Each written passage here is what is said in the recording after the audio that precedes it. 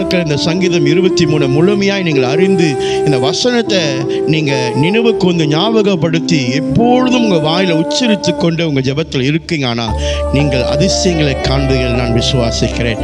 கர்த்தர் அதை செய்ய வல்லவராக இருக்கிறார். திரும்பியும் உங்களுடைய ஜெப நேரத்தில் இந்த சங்கீதம் 23 நீங்கள் முழுமையாய் வாசித்து அறிக்கை செய்து நீங்கள் ஜெபம் பண்ணுங்க.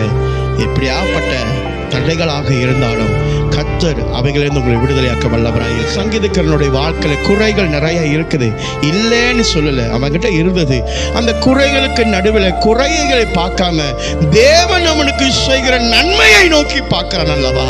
அதுதாங்க அவசியம். நம்முடைய வாழ்க்கையில் குறைகள் இருக்குது. எந்த மனுஷனுடைய வாழ்க்கையில் குறைகள் இல்லை? எல்லா மனுஷனுடைய வாழ்க்கையிலும் குறைகள் இருக்கிறது. ஏன் ஆண்டவர் இந்த குறைகளை வைத்திருக்கிறார் தெரியுமா? உனக்கு நிறைவான காரியத்தை கொடுத்துட்டா நீ தேவனை திரும்பி பார்க்கவே மாட்ட, பார்க்கறதுக்கு நேரம் இல்லைன்னு சொல்லி குறைவுகள் உங்கள்கிட்ட இருக்கிற அந்த நாட்கள்ல நீ அதிகமாக ஆண்டவரை தேடாரு. ஜெயத்தில் எதை பார்ப்பீங்க? சந்தோஷம், சமாதானம், நிறைவான காரியம், திருப்திப்படுத்துகிறேன். ஆத்துமாவை அவர் திருப்திப்படுத்துவார். அல்லேலூயா.